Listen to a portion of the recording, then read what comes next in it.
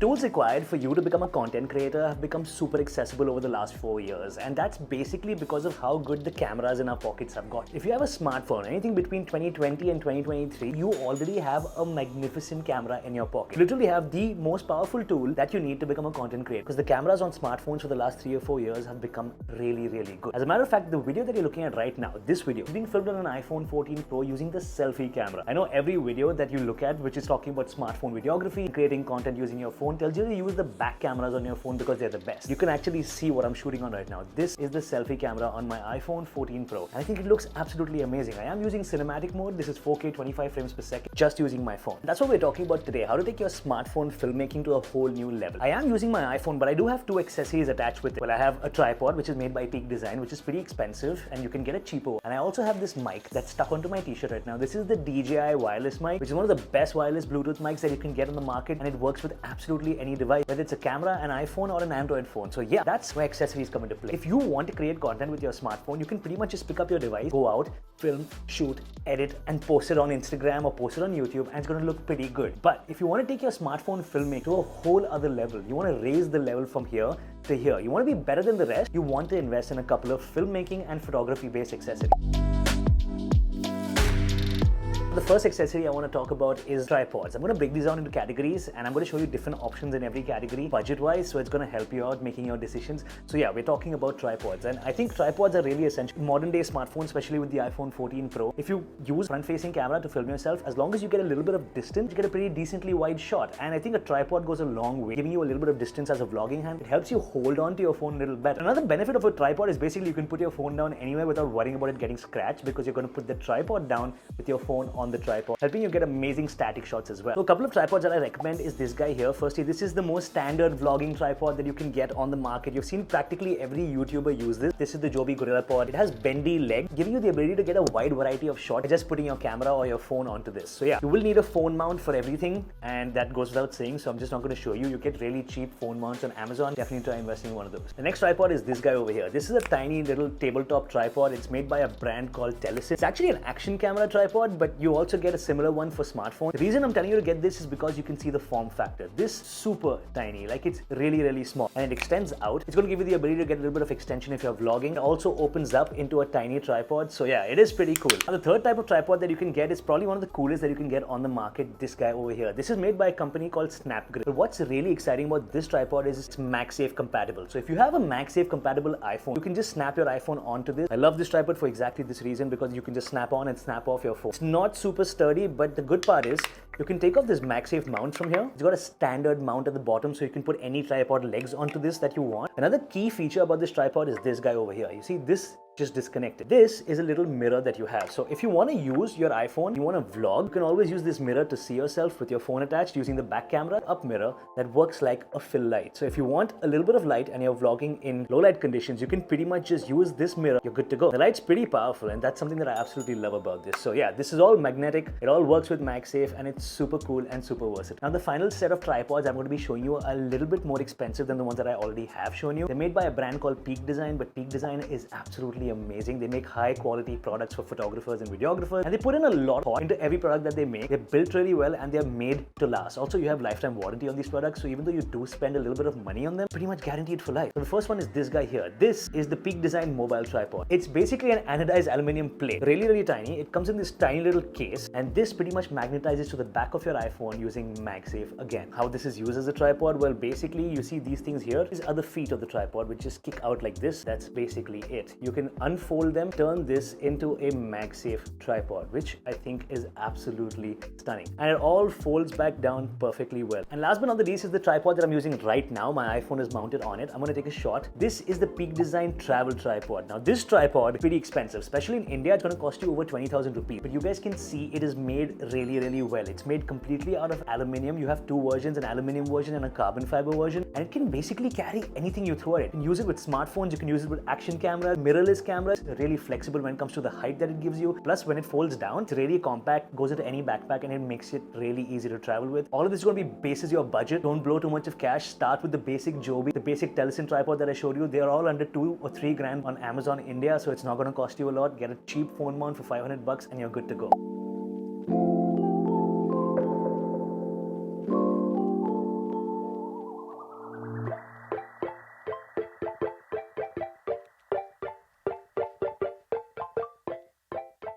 Okay, so now that we're done with tripods, the next category that we're looking at is additional lenses for your smartphone. And honestly, I think you don't need any. A lot of YouTube channels will tell you to go out and pick up new lenses or additional lenses from various brands for your smartphone, and I've pretty much owned them in the past. I know they're good and I know they can bring up a mobile filmmaking game. Honestly, you have 3 lenses at a minimum on majority of the smartphones. Well, at least you have 2 lenses on even the budget smartphones in the market. I would suggest that for the first year, don't go out and buy any additional lenses. Make use of the 2 lenses that you have, understand what those focal lengths are, understand what you can shoot with those focal lengths. But if you've reached a point where you've been shooting with the built-in lenses on your smartphone and you want to upgrade, you want to get a little bit more focal length, you want to get something more versatile, and you don't want to go out and buy a brand new phone yet because your phone's just a year old, well then I would suggest you pick up these guys right here, which are the Moment lenses. Moment lenses are lenses that I've been using for the last 3 years. I've had them throughout my creative journey, and I am also a Moment affiliate. I am a part of the Moment squad. I will leave a couple of links in the description which will help the channel out, help you get your lenses shipped to India. It's possible. Definitely check it out. So yeah, I've been with Moment for a little while now. I love the brand. I think their products are very high quality.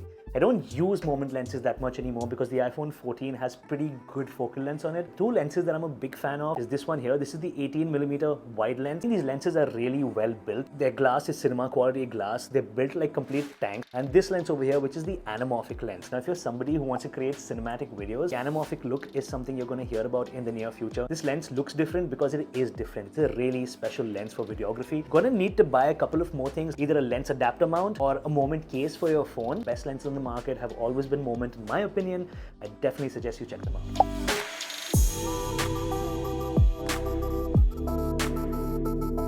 So the next product is a different category altogether. It is super special in my opinion because it turns your iPhone or your Android phone into a really cool point and shoot camera. A lot of professional filmmakers will not like using iPhones because it just doesn't feel like a camera, right? It feels like a smartphone, not very tactile. Basically, they just don't like the look and feel of the iPhone. Even though the image quality on this improves every year, a lot of people just don't like using it because of the ergonomics. And that is really, really important. You want something to feel like a camera in your hand, but you don't want to shift away from your iPhone. This is the product for you. Remember I spoke to you guys about Snap Grip and that really cool MagSafe tripod that they have? This is something that's made by Snap Grip as well. This is in fact the Snap Grip itself. And this pretty much connects to your iPhone and turns it into a full-fledged point-and-shoot camera. You guys can see the build quality. This is pretty much like holding a real camera in your hand. It's built to emulate a grip of a camera. It works via MagSafe. You plump your iPhone here. It works in vertical as well as horizontal. It has Bluetooth connectivity, so it connects to your iPhone. And the moment you open up the camera app, you can use this button on top as your shutter button, emulating a real camera. So it literally turns your iPhone into a real camera. It is also portable power bank. So when this is magnetized to the back of your phone, there are these lights over here are charging your phone via MagSafe, giving you a lot more battery life and a lot more flexibility while you shoot. And I have to say, this grip pretty good. I've used a bunch of cameras over the last few years and this takes my phone the closest to feeling like a camera.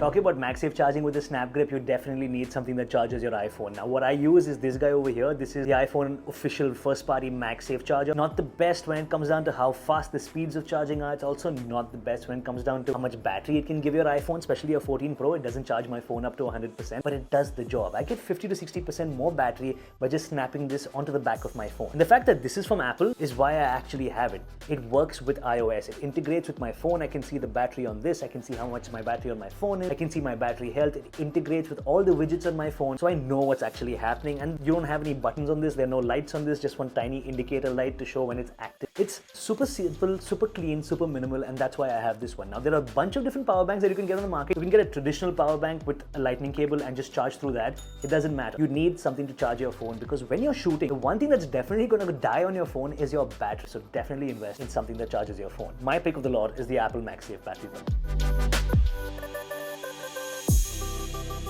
While smartphones have gotten really good over the last few years, they've become really, really powerful. Their low light performance has improved massively. While I can fix a lot of the issues with the front-facing camera with respect to the focal length and how wide a shot I actually want, one thing that I cannot fix, and that's the aperture and the low light performance. This is a weaker camera than the cameras at the back of my iPhone. That's exactly where I'm talking about the next accessory, which is a portable light. Even if you're shooting with a bigger camera, you will need a light at some point. Lighting is the most important factor when it comes to any kind of video creation. This is from the Rode Vlogger combo, which I had for my iPhone 13 Pro. I pretty much lost the tripod for that, so I don't have it anymore. The light is really, really good. It comes with multiple levels of brightness. It's really powerful, as you guys can see. It's pretty much flaring up my phone right now. You get a bunch of diffusers on the front of it. Yeah, these diffusers are a little flimsy. They keep falling out, so I've put a little bit of transparent tape just to keep it on there. But there are a bunch of different lights from different brands, such as Ulanzi, that you can pick up, which cost 1,000 to 1,200 rupees. Really, really useful. Links in description.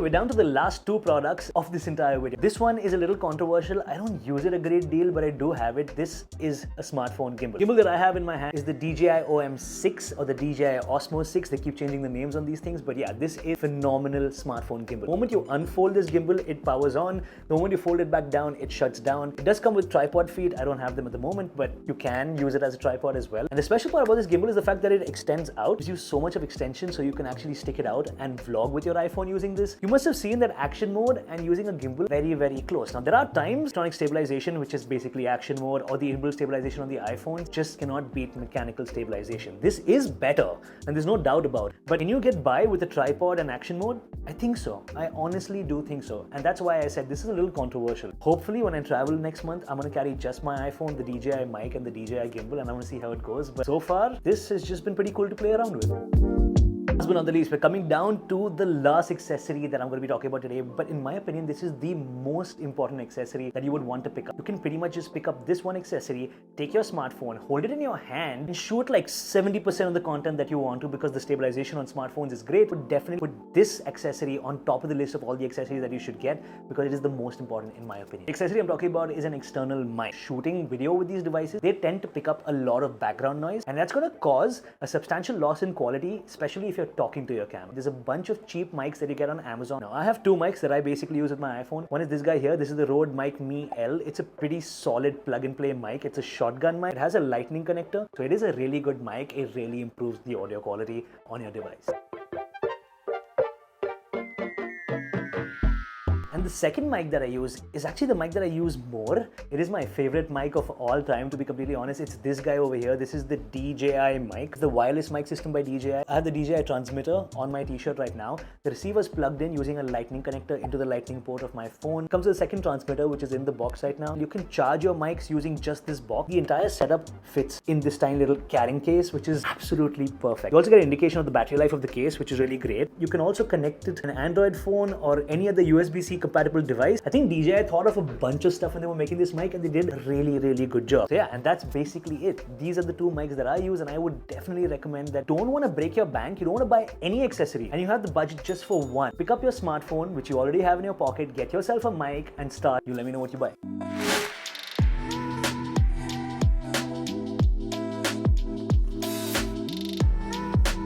And that's basically it. This was a complete rundown on all my favorite iPhone filmmaking accessories. Majority of these can fit in my sling bag when I'm out and about. So I don't really carry a camera bag if I'm just going to film on my iPhone. I have a whole production house and tiny sling bag when I'm out. My back is not dying because of all the crazy camera gear that I have to carry, and I can film really high quality content. And that's something that pretty much been uplifting when it comes down to mobile filmmaking for me. If you're a smartphone filmmaker, do leave me a comment in the comment section. Let me know what you guys use to film your videos, what accessories you have, and if you actually went out and bought any of the accessories I recommended. It's pretty cool. Let me know. Links in the description.